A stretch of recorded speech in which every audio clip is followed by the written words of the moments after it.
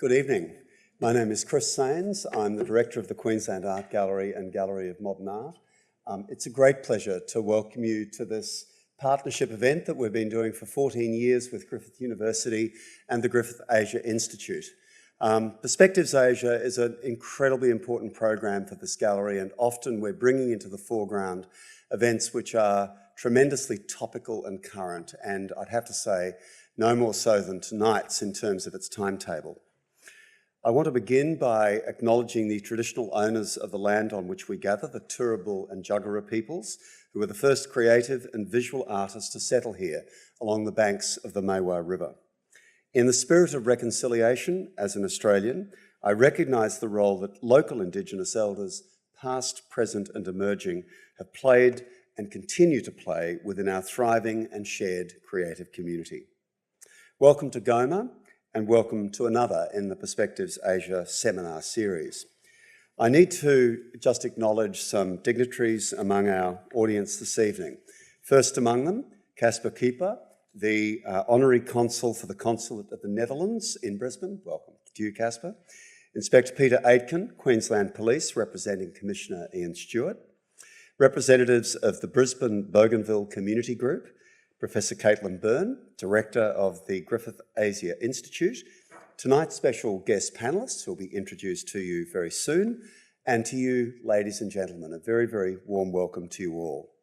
Can I also, on behalf of Griffith, thank Jeremy Stafford from the Griffith Queensland Conservatorium for playing during our reception, and acknowledge our wine and sparkling partner, Yering Station. I hope you enjoyed the hospitality.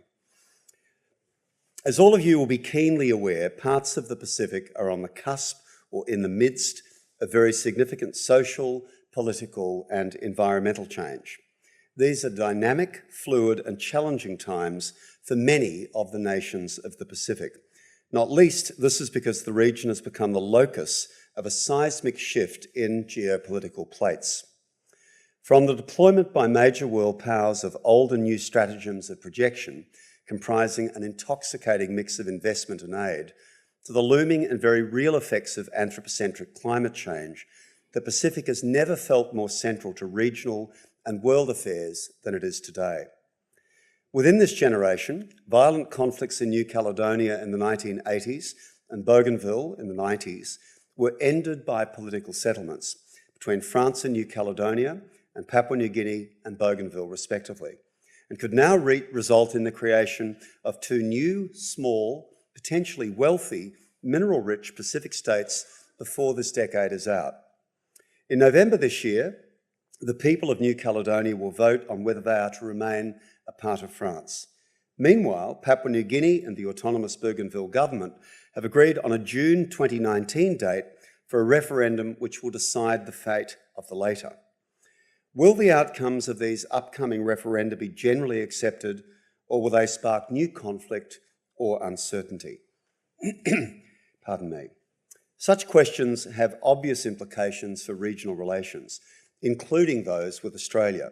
Of course, the just concluded Pacific Islands Forum in Nauru, in which Australia and New Zealand are also major players, focused attention on the current condition of our own relationship with the region.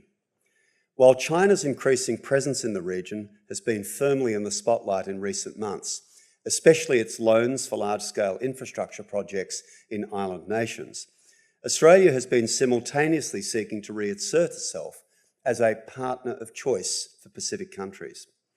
A troubling byplay of the forum was Nauru's denial of entry to Chinese officials travelling there on diplomatic passports who were there to address the forum on climate change. That comes in the context of Nauru being one of the Pacific nations who recognises Taiwan rather than Beijing. There is a lot at stake for regional nations and their regional partners right now, with shifts in relationships that very clearly are yet to play out. For this gallery, our interest and engagement in the region extends over 25 years, especially seen through our Asia-Pacific Triennial of Contemporary Art, the 9th of which is currently being installed throughout this entire building and through a large part of the Queensland Art Gallery. Our engagement with Kanaki artist Nico Mole in APT8's Yumi Damas installation, for example, prefaced a dynamic project in APT9 which will look at the historical and contemporary connections between communities and families of Lifau and Ereb Island in the Torres Strait. We hope the project will travel on to the Chibau Cultural Centre in New Caledonia as part of an ongoing dialogue with that important institution. Like QAGOMA, the Chibau has been collecting and presenting contemporary Pacific art for over 2 decades. It is very much a sister institution to us in this regard, and we're very pleased to welcome Emmanuel Thue Chibau, who is among tonight's panel. APT9 will also celebrate contemporary culture in Bougainville with a major multifaceted project titled Women's Wealth, which will introduce audiences to customary textiles, body adornments, and video created by women, a project that's been very ably led by our curator of Pacific art, Ruth McDougall. A collaborative effort between QAGOMA co-curator Sana Balai and artists Taloy and Marilyn Havini, Women's Wealth aims to develop more nuanced understanding about the region and to provide Bougainville women with opportunities to engage in new creative conversations. We're delighted to be able to bring this wealth of knowledge to Brisbane, just as we are to again join with Griffith Asia Institute to present tonight's discussion. Our panellists will share their insights on the upcoming referenda, including the role that Australia can play as a near neighbour in this historic process. Sharing the panel tonight is Professor Kieran O'Farclay. Kieran, I just knew I'd stumble on that. There's even a pronunciation guide, and I do apologise. Kieran O'Farclay is our host this evening. I think I rolled it off the second time, but I knew I'd perhaps stumble the first.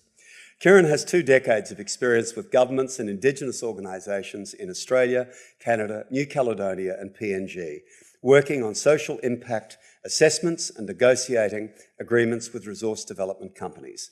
From 2011 to 2016, he also acted as negotiations advisor to the autonomous Bougainville government. To introduce tonight's distinguished panel, please welcome Professor O'Farclay. Thank you.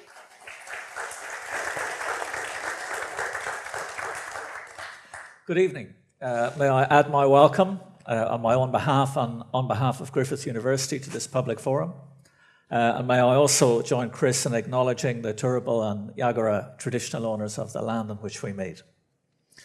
I'll begin by doing a formal, brief, but essentially CV-based introduction to our panellists. And so I'll then ask them to introduce themselves in a more personal sense and tell us a little bit about their own interest and involvement in these issues we're talking about this evening. I'll start off with an open question, a general question for all of them. This is what's called a facilitated panel discussion, which means that I will ask questions, hopefully to keep the dialogue going, until about 5 to 7.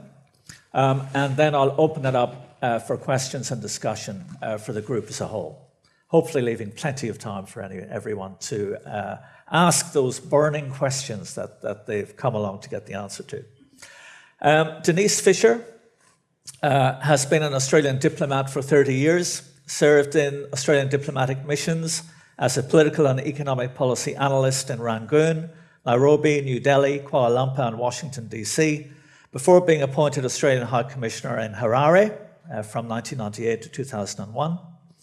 Accredited at that time to Zimbabwe, Zambia, Mozambique, Angola and Malawi. Then Australian Consul General in Namibia, New Caledonia from 2001 to 2004. She's currently visiting fellow at the ANU Centre for European Studies, writing on France and the South Pacific. Anthony Regan, at the end, is a constitutional lawyer who specialises in constitutional development as part of conflict resolution. He's lived and worked in Papua New Guinea for 15 years and in Uganda for over 3 years. In Papua New Guinea, he advised government on decentralisation policy and law and taught at the UPNG Law Faculty and was involved in the Bougainville peace process. He's been an advisor to Bougainville parties in the Bougainville peace process since 1994 and has been involved in the Solomon Islands and Sri Lankan peace processes and the constitution-making process in East Timor. Emmanuel Thue Chibau is presently the director of the Chibao Cultural Center. He undertook postgraduate studies, which included a thesis on Kanak orality. He was called upon to become the head of the Department of Cultural Heritage and Research at the Agency for Kanak Cultural Development. And in 2012, he was nominated as its director. He's also a professor of Oceanic Oral Literature at the University of New Caledonia and chairs the steering committee of the draft law of the country on the protection of traditional knowledge and Kanak cultural expression under the aegis of the New Caledonia government. So, as you see, we do indeed have a distinguished and highly knowledgeable panel. So I'll begin by asking Emmanuel to talk to us for about 5 minutes to introduce himself at a more personal level, tell us a bit more about his involvement in these issues. And also at the same time, I'll ask him to tell us his thoughts about some of the central critical factors that he thinks will shape events in the next few months up to the referendum and subsequently. Emmanuel.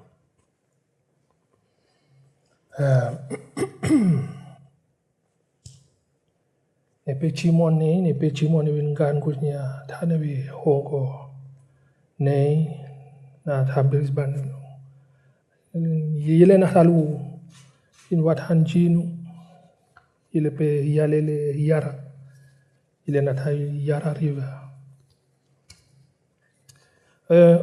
First I would say hello to everyone, and the fact that I'm the director of Chibao Cultural Center.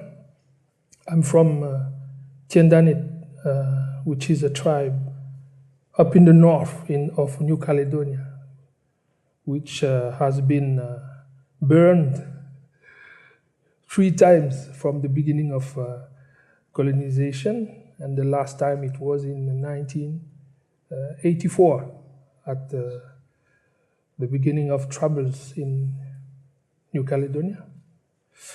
And I come here as a native, as an indigenous, and I just want to say hello to the spirit of this land and hello to the public here. And I'm the chief of my clan. So my work as a member of the clan is to look out for each member of this clan to be well and to cultivate, to plant yam and participate to the ceremony. And this also linked to my part of my job in Chibao Cultural Center, which is to promoting oral tradition, promoting our culture, not only in a term of traditional aspect, but also promote contemporary vision of how we indigenous people want to be looked, not only in a term of anthropological aspect or economical aspect, or like sometimes we used to be like that in the old time, but now it's our time to say how we see our own vision of development. To express the other answer of the questions, there's a story in my village that talk about the building of a house between an eagle and a flying fox. And these 2 birds, the eagle came and he asked the flying fox to build a house. And they came together and they start to collecting materials from the forest, the wood, also the liana, and also the bark of the tree. And after that, they start to build the house with planting the first post, the central post. And at that time, the eagle, he don't want to, he felt like he was lazy. So he went down to the shore, looking all the island and feel the breath here. And after that, the flying fox built a house. And at that time, the cyclone came up in the shore, and the eagle, he came back, and he was looking for a place to escape, to be protected from the cyclone. And he see the house, and he said, I would like to get into the house, our house, with the flying fox. And he came and he asked 3 times for the flying fox to open the door and let me in, because I think I will die of cold. And at the first question, the flying fox, he was just near the fire, and he just warmed his feet. At the second question, he just put his back next to the fire and feel it getting warmer. And at the third answer, he died at the back of the house. And the story is about the eagle. He didn't see that the entrance was at the top of the house, because the flying fox live under. Is the opposite. It's like you, it's like me. You have your own culture, I have my own.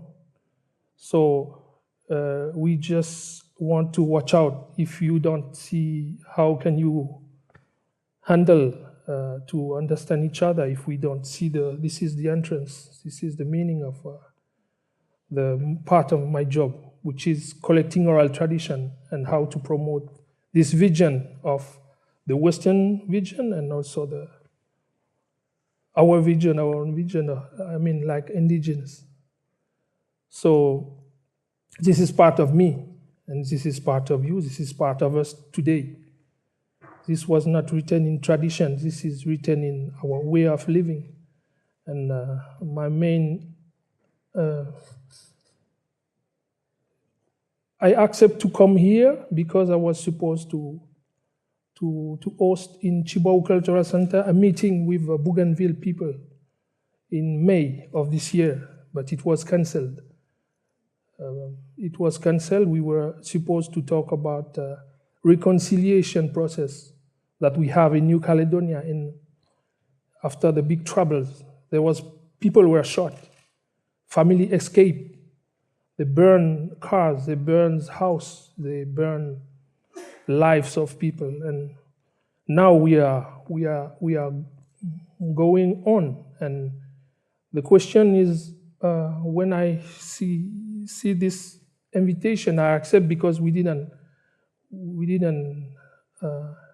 succeed in having this meeting in Numea, but we were very. We would like to meet the Bougainville people, because we just want to express and share with them about the situation and how can we handle if we handle with like we have a gun into our head, which is development, which is economy, which is money, and in the other part you have another gun here, which is a custom, which is tradition, which is the respect of environment. So it's part of our asset and topics that we will share this evening. And part of my job is also to talk about how can we see the door between our own culture and our own vision of development. The thing is, for me, when we talk about this trouble, we must look out of what is the starting, what is the beginning of this trouble in these two islands. I mean, in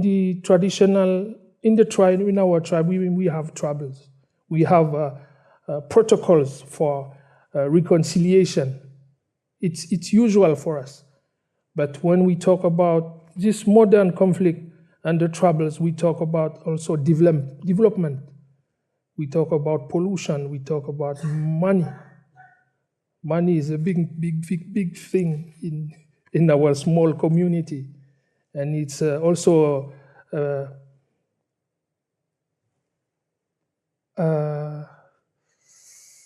I would say like a pollution also, not in the environment, but in the social environment, because it has its own. It's like an animal which has no rule, or the only rule is to be fed.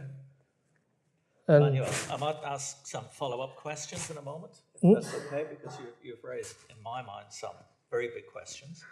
But I'll go on now to Denise and ask you to similarly tell us a little bit more about your own history with New Caledonia and your interest in the referendum. Yeah, well, thank you very much for inviting me here, and it's just so fantastic to see how many interested Australians are here this afternoon. My first connection with things to do with the French Pacific was as a very young diplomatic officer in the 1980s. I was on the UN political desk, and I used to have to brief on the UN handling of decolonisation issues in the bad old days of the 1980s. And fast forwarding to my time as Australian Consul General, of course, things had changed. I was there in the very first couple of years of the implementation of the 1998 Namur Accord.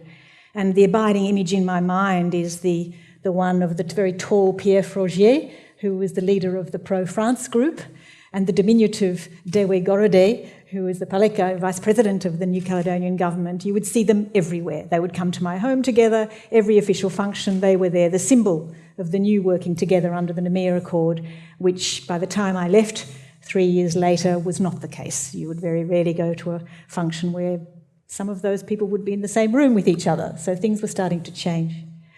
Then after I left the Department of Foreign Affairs and Trade, I was starting to do a bit of work on France in the South Pacific, and I went to the launching of a book in Canberra, the book which was the translation of the words and thoughts of your father, Jean-Marie Tjibaou, and reconnected with my old friend Marie-Claude, Emmanuel's mother.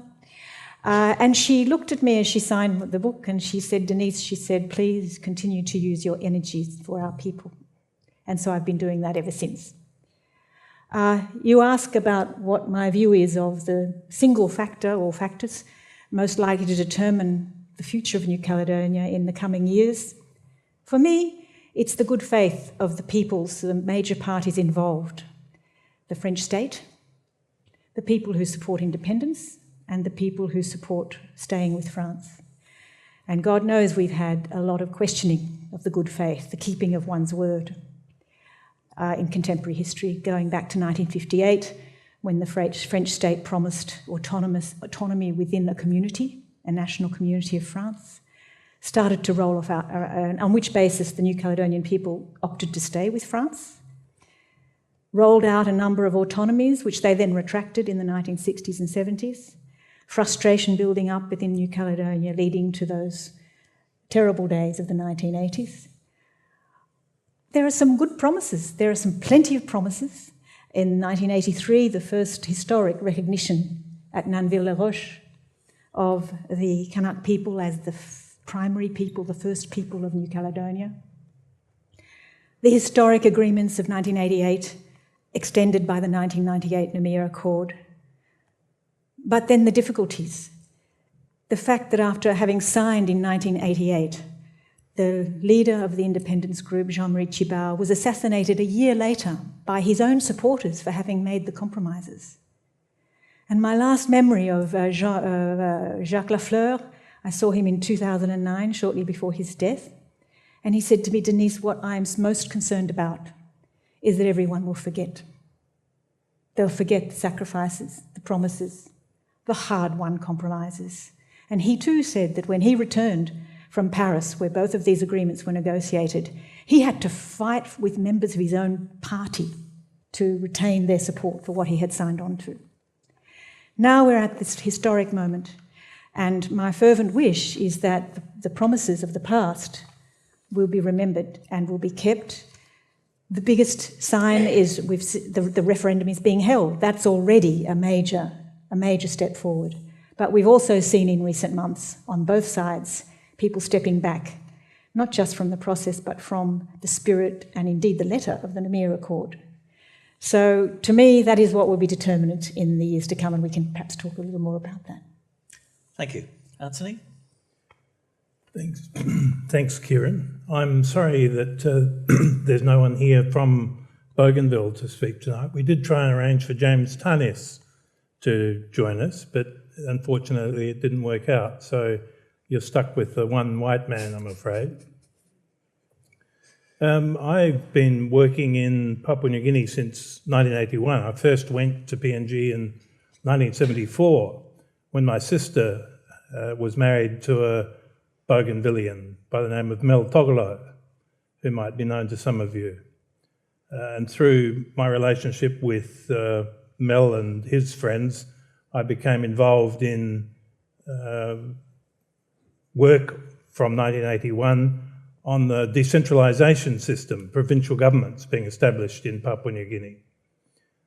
And I got involved in work on the Bougainville peace process in 1994, when there was a peace conference held in Arawa, and a man by the name of Theodore Miriung from the Nasioi-speaking people of central Bougainville emerged as a leader of compromise and asked me to go to Moresby after the peace conference to explain to the national government what had happened, how it was that he'd emerged.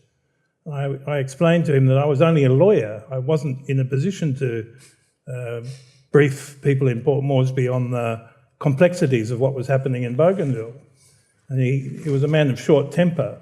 He hammered the table and said, "I'll tell you what to say." And he did so.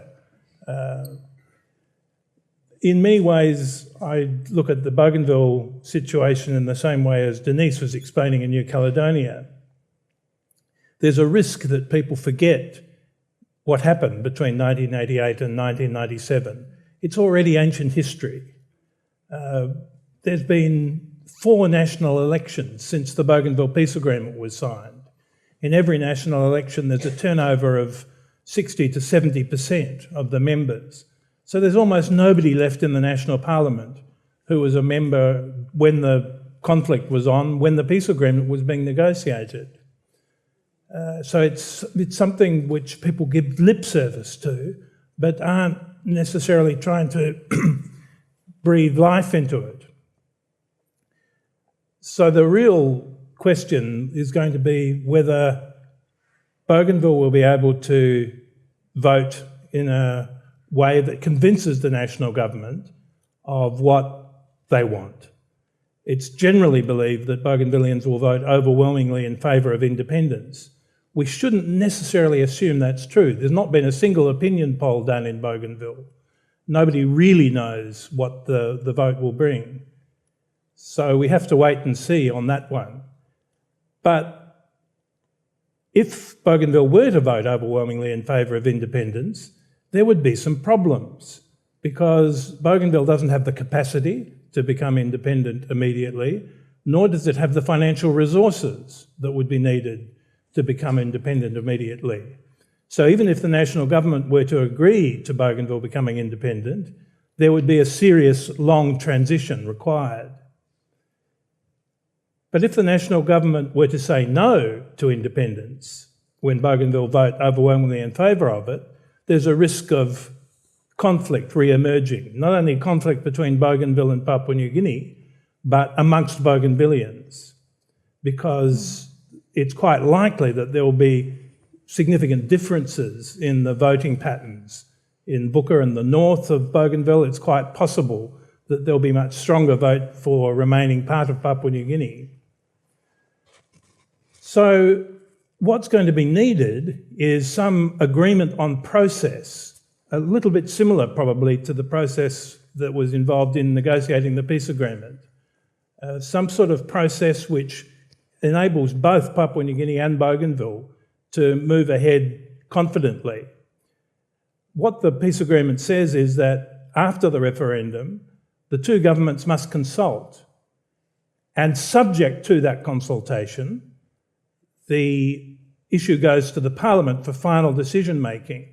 Now, what those words "subject to the consultation" means is that it doesn't have to go to the Parliament. So it doesn't require Papua New Guinea to say no immediately if they were not willing to agree to independence. The two sides could agree to keep working together for a period and keep coming back to the issue of independence or not independence, and hopefully work out some sort of compromise that will work. At the moment, the two alternatives that are on the table, and the question for the referendum has not yet been finalised, but the two options on the table are likely to be independence and autonomy. And it would be quite open to the two governments to agree something like free association or some higher level of autonomy as some form of compromise. I'm not advocating that. It's not my position to advocate. I would be wrong to be advocating, but I'm indicating what some of the possibilities might be. Emmanuel, you mentioned the... it's all right. It's not a hard question. You mentioned the conflict or the issues around the tension between development and custom. And Anthony has talked about the tension between different areas of Bougainville. Could you say something about how these tensions feed into the referendum? So, does the referendum matter to Kanak people very much? Or are they much more concerned about these basic issues about development? And how does it feed into these tensions?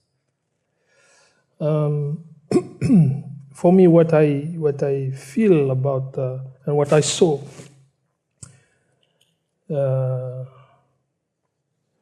is that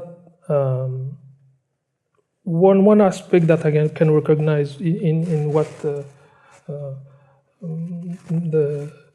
he say that the elders, they made their part, and it's almost 20 years, 30 years since they signed this agreement. And from that time until today, they are leading our country. And the thing is, we are not, it's not the same situation of mobilization of the 80s, which we have clearly one camp, most of the people, they claim for independence, and the other one claim for to stay with France. Now, there's some people who don't deal with France or independence. They just want to live peacefully. And the thing is, the 30 years or the 20 years of agreement, France gave money for equipment and to build schools, but they didn't. The money doesn't make you think of your own development. So that's why today there's still some of the people who claim to go for independence and the other one, but most of the people, if we look on the last vote for the deputy campaign, it was two years before, most of the people, they didn't vote.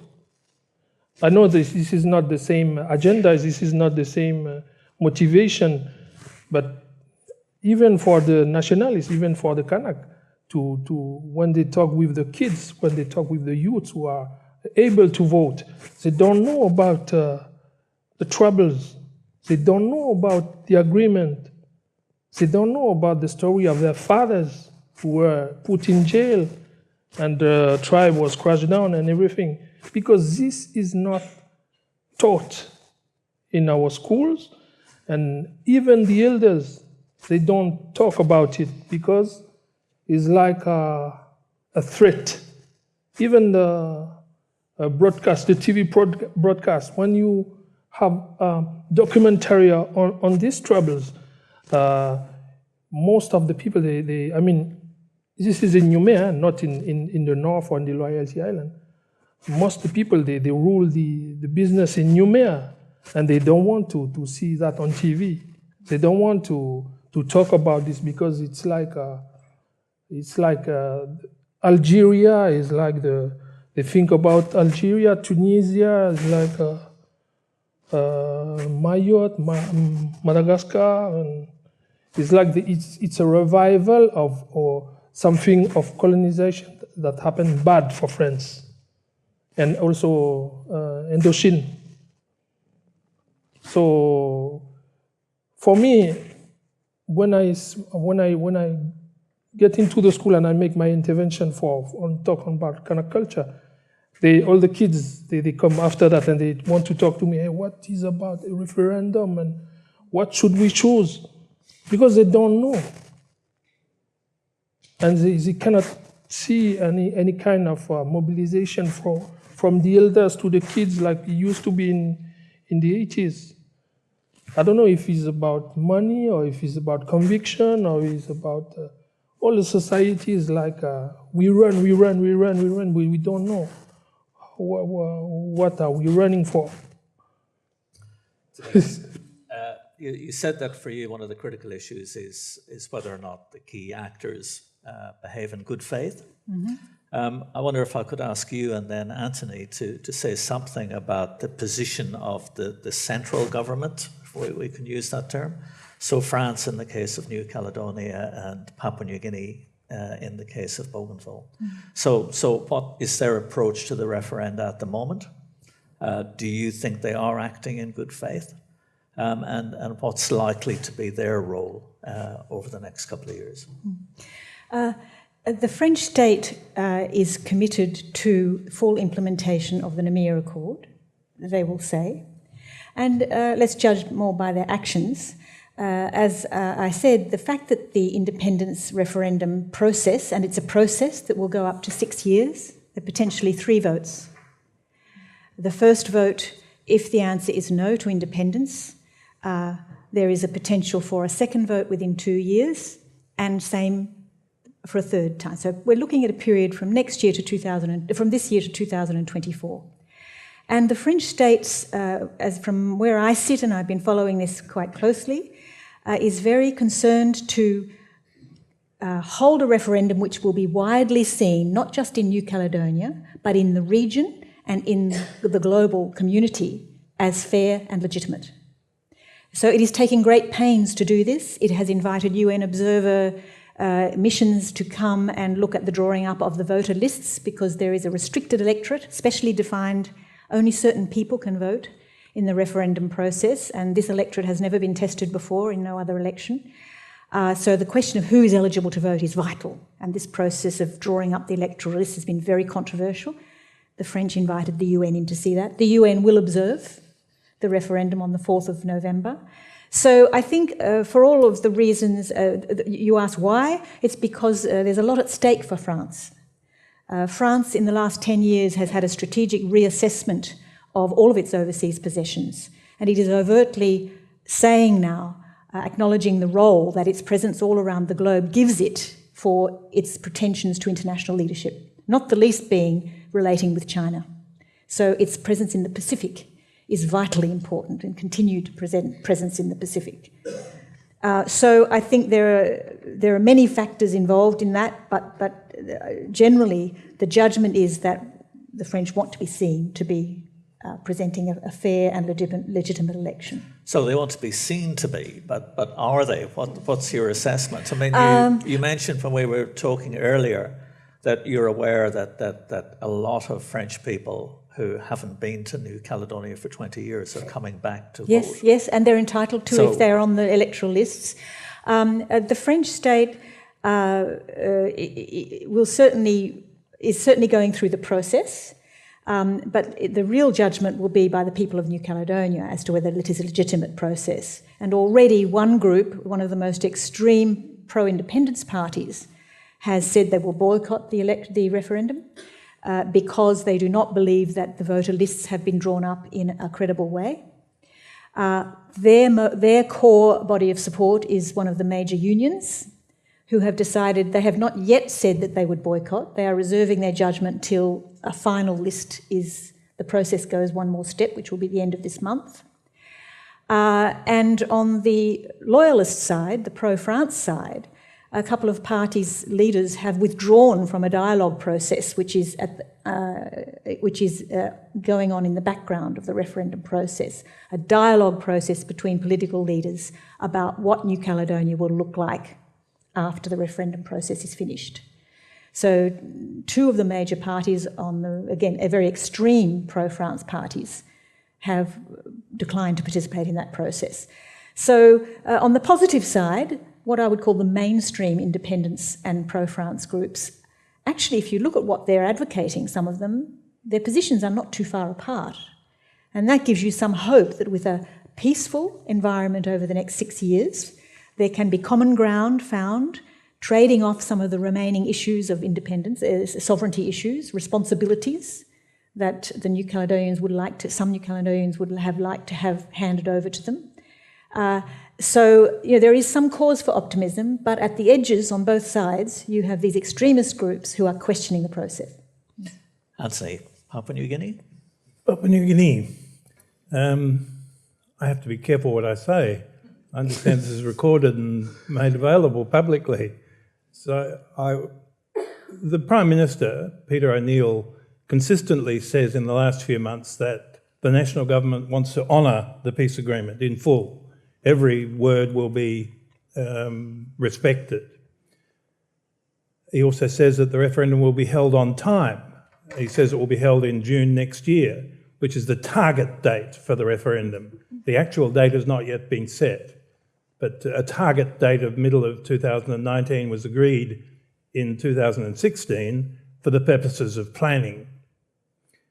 The target date can't be shifted to actual date until the question or questions in the referendum are agreed between the two governments, and until there's been an assessment of whether the weapons disposal program under the peace agreement has been completed and whether the Bougainville government has been and is being conducted in accordance with internationally recognised principles of good governance. And right at the moment there's a review process going on. An international review team has been put together by the UN to carry out a review of how the autonomy arrangements have operated. That report from that process will be available in October, and after that the actual date for the referendum will be set. So it sounds like the government is fully committed, but at the same time, at a meeting of the joint supervisory body, the main body that oversees implementation of the autonomy arrangements and the referendum arrangements, at a meeting of that body in June, on 29th of June in Arawa, there were 11 members of the National Cabinet present the night before the meeting, and they met and were confronted by the fact that there's a referendum coming and that the referendum must include an option of independence for Bougainville. Now, why were they confronted? They were confronted because Bougainville is a very small issue, generally, in the eyes of the national government. APEC is coming. There's been a terrible earthquake in the highlands with a number of repeat tremors. There's tens of thousands of people living on the edge in the highlands as a result. So Bougainville doesn't figure largely in the national debates, but with the fast approach of the target date, they're becoming aware of it as a really serious issue. And while they're saying they will respect the outcome, they're also saying at times that the referendum does not have to be about independence, and very clearly it must be about independence.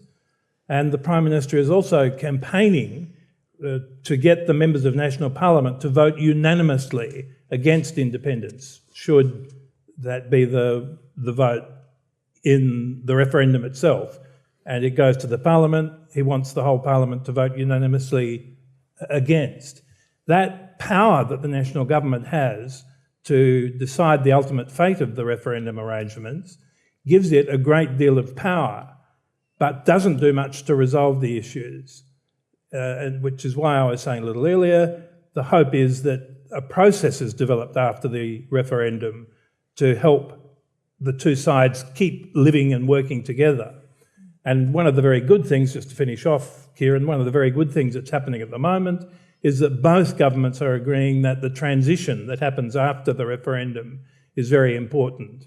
A former member of the South Sudanese government has been involved talking to both Papua New Guinea and the Bougainville leadership about the need to look at what happens after the referendum. Not just the first day after the referendum, as Jean-Marie Jubal used to say, but for the several years after the referendum. And they're looking at setting up a post-referendum transition task force headed by ministers of both governments with a view to working on maintaining the relationship and ensuring that they have a peaceful transition. To what extent is Australia involved at the moment, and in what ways should it be involved?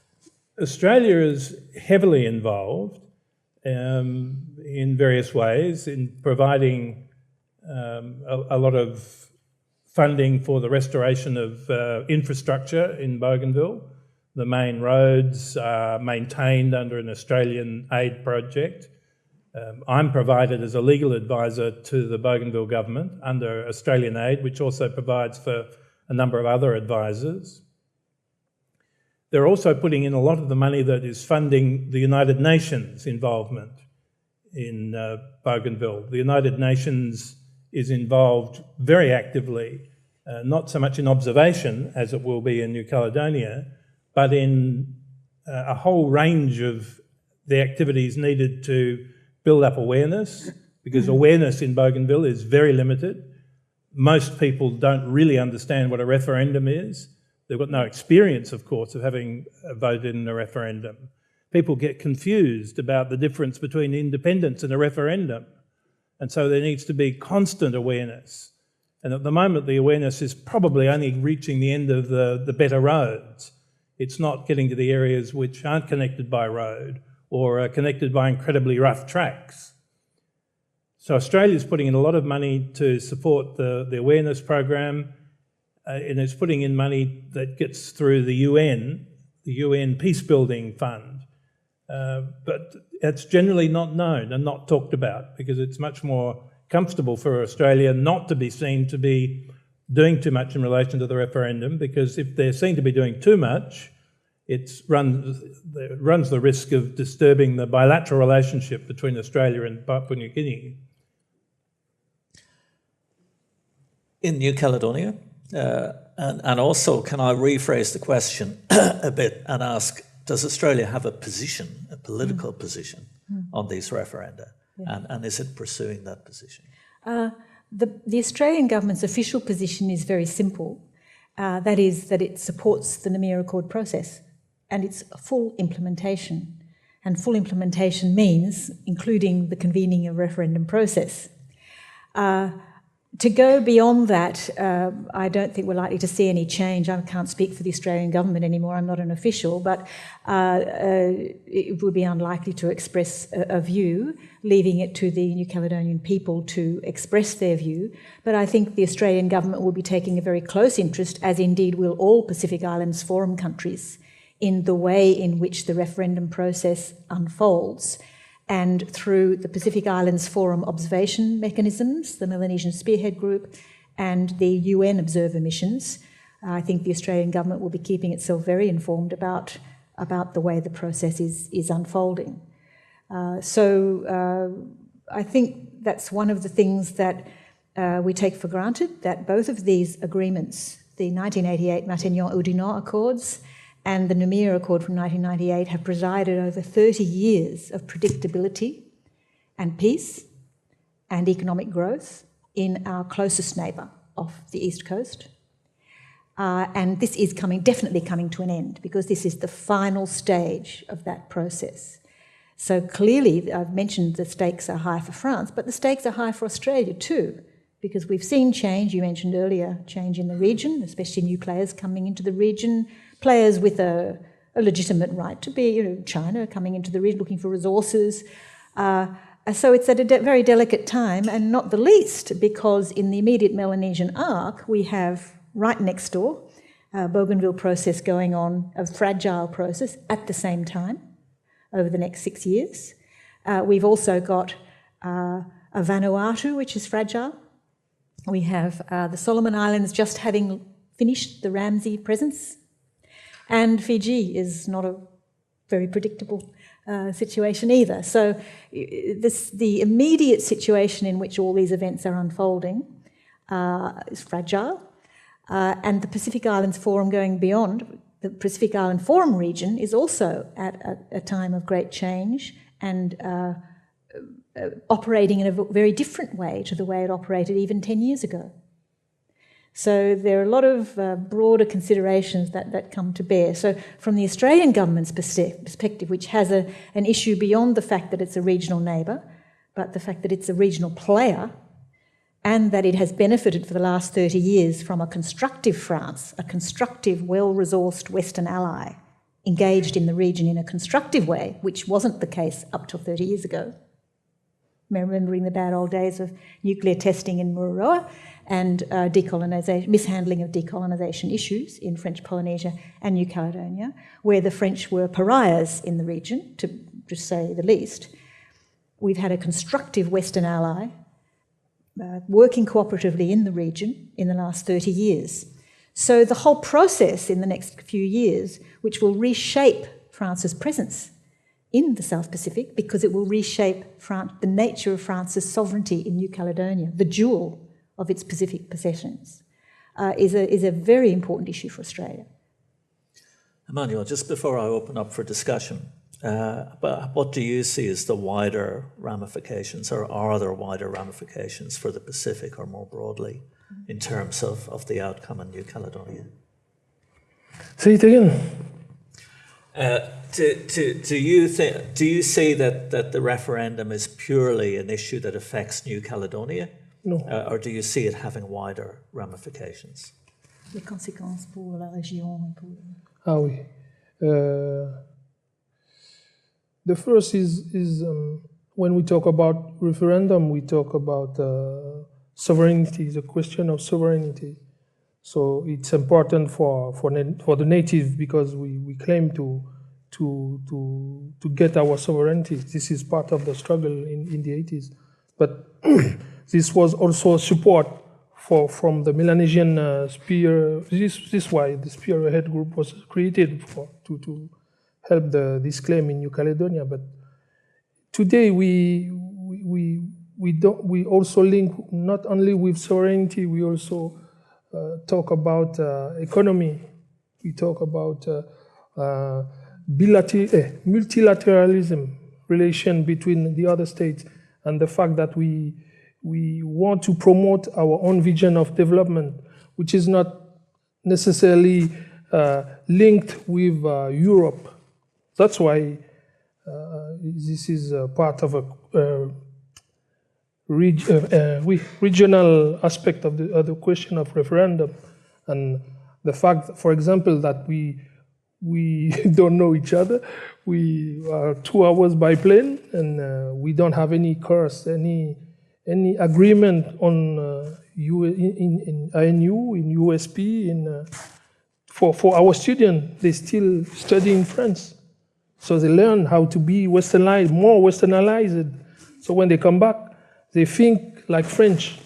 So even for us, I mean, I study in France, but my opinion is I prefer to be in USP in Hawaii or in Fiji or in INU Canberra to learn much more about what are the impact of this new era that is open after the referendum. So it's environmental, is a question of custom, of also the place of our rights as indigenous. If we want to promote a new state, a new autonomy, if we go on to autonomy, not necessarily independence, we have to put some of our concept into the law. So it takes almost 20 years, 30 years to discuss, but we didn't have any, we didn't go on so much on to discover what kind of culture can bring into this new model, a new society model. And the referendum is also a step to answer for this new asset after the 4th of November. Not only for us, but also for all the partners of the region, Australia, Vanuatu, Solomon, and New Zealand. Well,